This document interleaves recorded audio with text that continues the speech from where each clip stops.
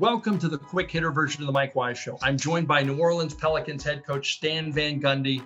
And I'll tell you what, he'd like to see the old boys network replaced by the old women's network or the young women's network or any women for that matter. I like that you guys, and I always get a hard time about being called part of the woke police, but I thought it was awesome that you guys had no problem bringing in Teresa Weatherspoon on your bench, Swin Cash in the front office, and like your team governors, Gail Benson. I mean, to me, it's just very cool, and it signifies the kind of change that everybody needs in the league.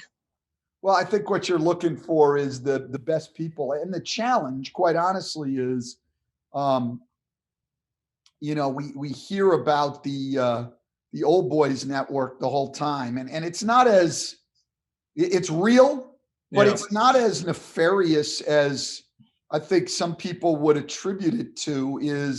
I think all of us, when we're assembling staffs, we want to put together the best staff we can. And you tend to go to the people that you know best yourself or can get the best information on, right? Yeah. And so, I hired, for instance, Bob Byer and Rex Walters and Ben Oudry, all guys that I had been with before. So I know them.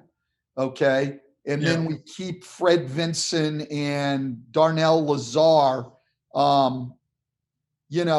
who have been here and people know. And so when you start to get out of that network, it gets hard. Now, I was fortunate in that Teresa was with the Pelicans last year. Yeah. And so all I did basically was elevate her on my staff, but I knew, and I think one of the problems with, especially in our league with women getting in and things, is guys like myself don't run in those circles. And so we don't know a lot of the great women coaches out there. I mean, I know who they are and respected and things like that, but my circle there isn't big enough, and you have to get outside of your comfort zone and talk to people and,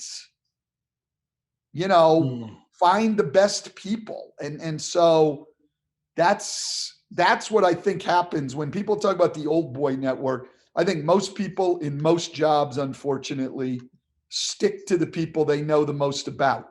And until we can get more women into the pipeline, and by that I mean, I think one of the problems with what we've done in the NBA, not a problem, but one of the failings of it is we've concentrated so much in terms of getting women on the bench. Becky Hammon was the big story in the whole thing.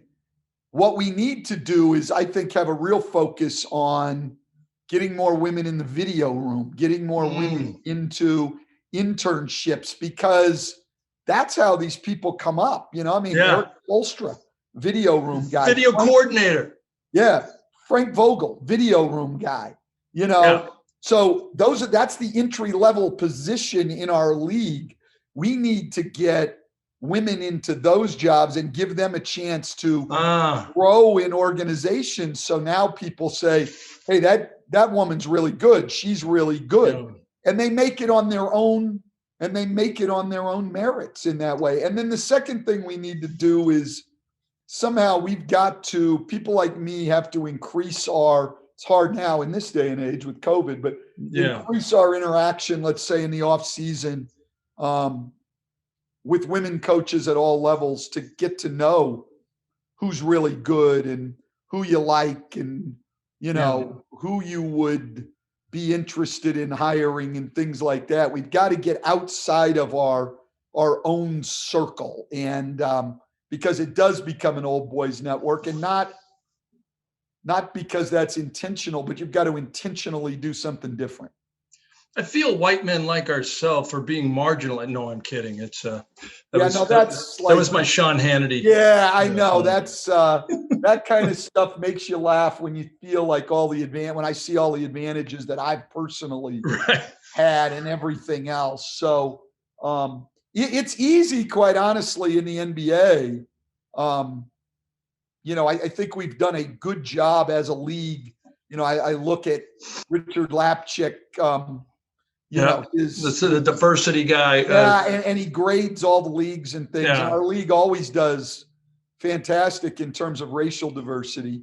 I'm sure we could be better, but we do well in that area. But gender diversity is a whole nother thing. And so it's just something I think that we've got to get to know people outside of our own sphere to know who's really good. And so, you know, like I talked to Swin when I first got here, when we were putting the staff together about Spoon and about some other women coaches and things like that, because there's just, I mean, believe me, I know plenty, but a lot of the ones I know are in positions they're not leaving to become an assistant. Yeah, some of them got great college, some of them got head coaching college jobs. Exactly, but there's some great women coaching in our league now. And what's Teresa Witherspoon doing?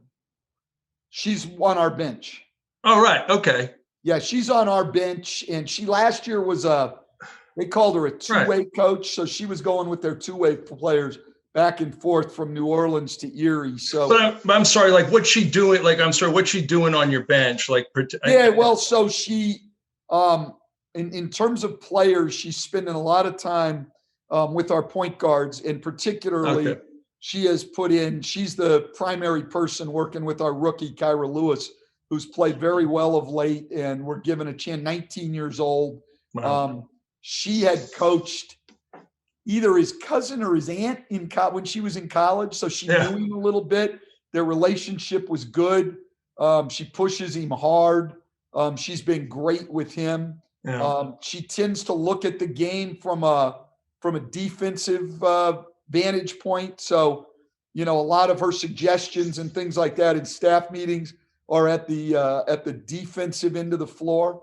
And then, like everybody on our staff, she sort of coaches everything. But I would say her two major things are our defense and our point guards, particularly Kyra Lewis. If you want to hear more from Stan Van Gundy, please check out the full version of the Mike Wise Show from Pure Hoops Media. You can also hear more from us on the Pure Hoops Media YouTube channel, which should be giving me my own channel at some point, although it never happens.